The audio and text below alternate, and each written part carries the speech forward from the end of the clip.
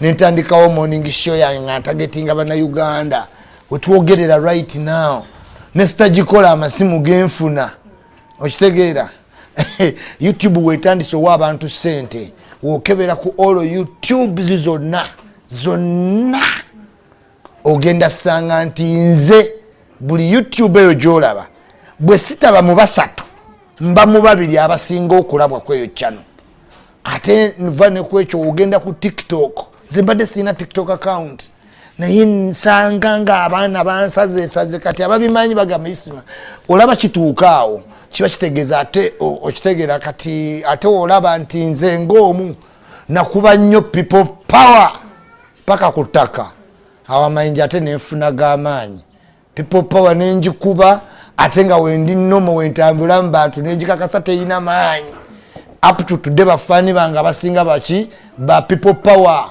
kubanga ate ne maani enkola program bazita kive Bulaaya banna Bulaaya bonna gye bakola ki gye bawulira basically nengenda okulaba abantu ab'amaanyi bennatya nnyo bankubira ne bagamba you are number 1 Frank Gashumba Bebe Cool speaker direct by phone thank you kubanga bambuza Isma do you speak every day I'm like yeah nenga in any case we not tegera tinange manyi nti too much of anything is bad naye gwe weewuunye nti nze njogera blogiga buli lunaku ate nolaba video zange sinjagala kukkiriza tiwabaddewo ups and downs naye nzize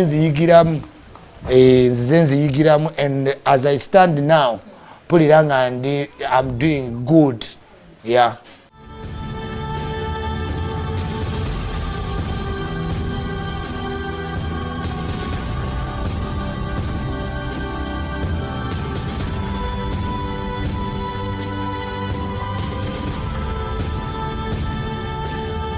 Nze Jeni nga ku lwange mutabani wange mbadde mweyagaliramu nnyo n'olayi lwakuba nti sinza kujjawo Mungu kyabakoze eki kyabageze watu Mungu ekyo kyeyangeredde ate naye kyeyamugerera nti kyeri ebbanga ly'ojjokola ki ly'ojja okuwangala nsaba Mungu yekka amunyweze amusonyiwe byamusobako amusasulemu ebisinga okuba obulungi.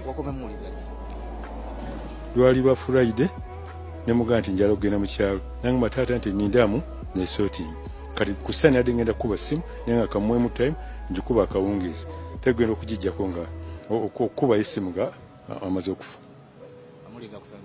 kansanze ne basoboka waso yankubidde simu driver kubanga manyi bulungi nagamba Isma mutabani bamukoze eki bamukubye amasasi nenguma nga sina kyakola era nengana okuva awaka ono kyama n'abato be ne basitudde ne bagenda balabe kuseki kyekiriyo. Sabu jangu oyogereko eri abantu bano muganda wa Isma mukwano gwa Isma sina kinyinza kwogera ku nsonga eyo sebo omukulu bebe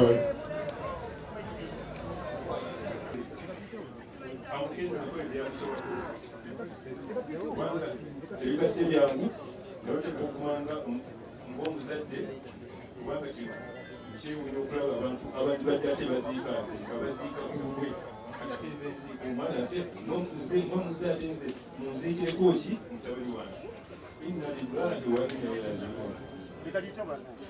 Bannange neebaza mwami Hamisi ne Honorable bannange kyemunkoledde nsaba Mungu kabakisingamu obulungi ne sipiika mutuuse tubaka bonna buntuuseeko nemuke bonna nti nsanyuse nnyo newakodde nga nemusale salaamu alaikum warahmatullahi wabarakatuh.